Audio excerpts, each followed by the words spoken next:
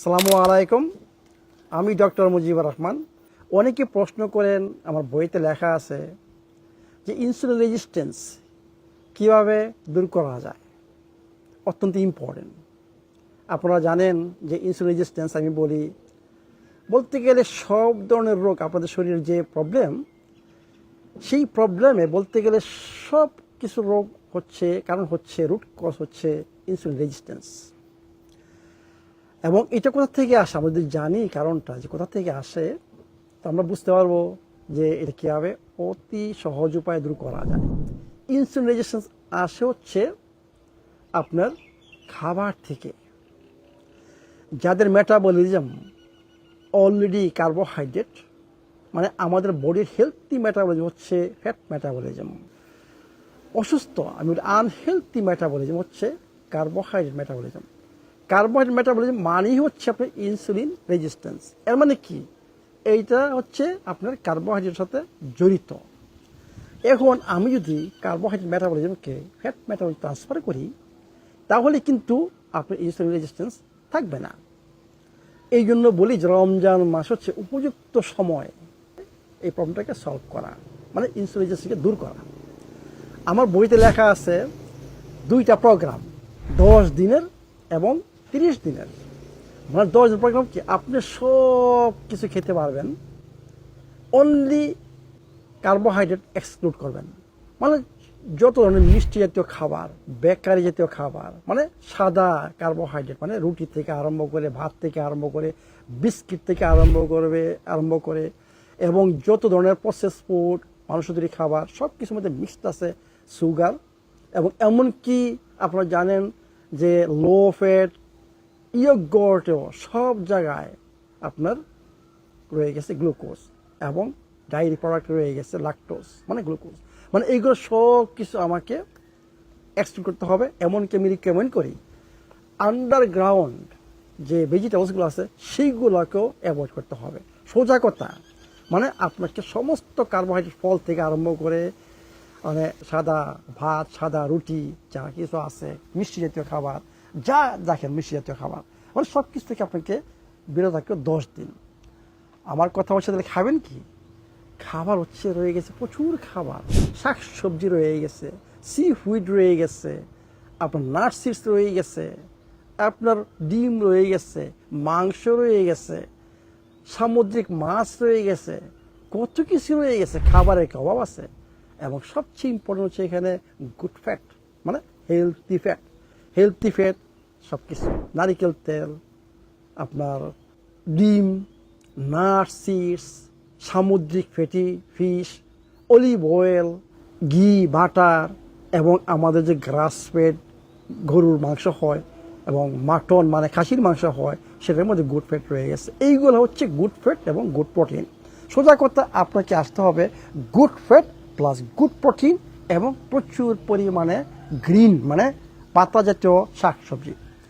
এই দিয়ে যদি আপনি 10 দিন কন্টিনিউ করেন, তাহলে আপনি দেখবেন যে আপনার অনেক কিছু, আপনি যদি ব্লাড টেস্ট করেন দেখবেন যে অনেক কিছু পরিবর্তন চলে আসে।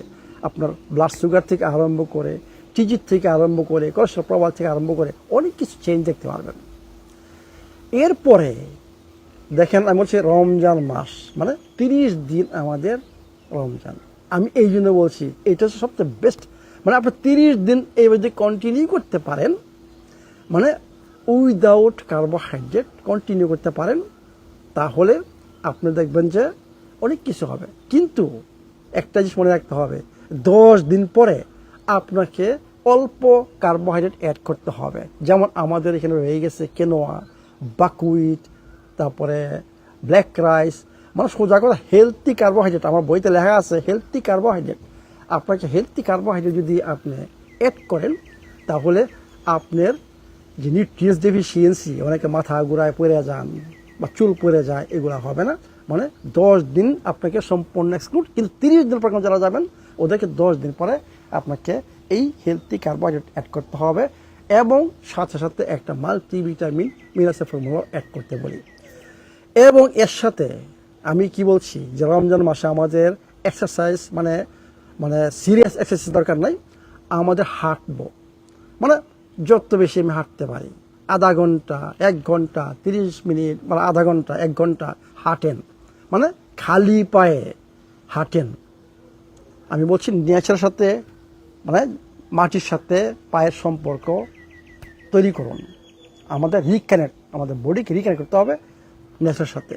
That's enough. ইয়োগা এক্সারসাইজ এবং হাঁটা, বা যদি আপনাদের সুইমিং পুল থাকে বা সমুদ্রে যাওয়ার সুযোগ থাকে বা নদীতে আপনি সাঁতার কাটতে পারেন, দ্য বেস্ট। মানে সাঁতার কাটতে পারবেন, সাঁতার কাটা বা বনে জঙ্গলে হাঁটা, মানে আমি বলছি হাঁটা ইয়োগা। আপনি যদি এই এক্সারসাইজগুলো করেন এবং এই রমজান মাসে যদি আপনারা এই জিনিসগুলো ফলো করেন, আমি যেটা এখন বললাম, এবং আমি যে বলছি সেহেরি এবং রাত্রের খাবার এবং ইফতার, আপনি যদি খুব কেয়ারফুলি যদি ওইটা একটু খেয়াল করেন, দেখবেন যে এক্স্যাক্টলি আমি তাই বলছি। মানে কার্বোহাইড্রেট, সমস্ত মিষ্টি জাতীয় খাবার এমন হচ্ছে এক্সক্লুড করার জন্য। এই জন্য বলছি রমজান মাস হচ্ছে একমাত্র উপযুক্ত টাইম যেই সময়ে আপনার ইনসুলিন রেজিস্ট্যান্স দূর করতে পারবেন এবং সাথে সাথে আপনার অনেক যে কোনো প্রবলেম শরীর থেকে থাকে ওগুলো দূর হয়ে যাবে।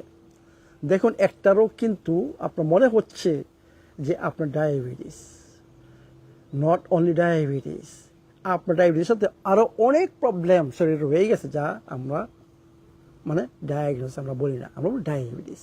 ডায়াবেটিসে অনেক কিছু জড়িত।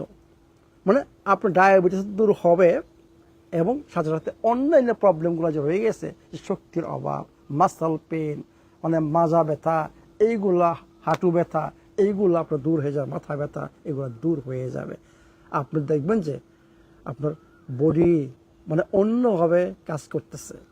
তা আসুন আমরা রমজান মাসটা একটু ধৈর্য ধরি, একটু কষ্ট করি, একটু আত্মত্যাগ, মানে বলছে আত্মত্যাগ এবং মোটিভেটেড হই, মানে আমাদের শরীরের প্রবলেম আমরা সলভ করব। এটা কিন্তু বেস্ট সময়, রমজান মাসের বেস্ট সময় শরীরের যে কোনো প্রবলেম সলভ করার। এটি তাই চলুন ইনসুলিন রেজিস্ট্যান্স আমরা দূর করি রমজান মাসে। ভালো থাকুন, সুস্থ থাকুন। আসসালামু আলাইকুম।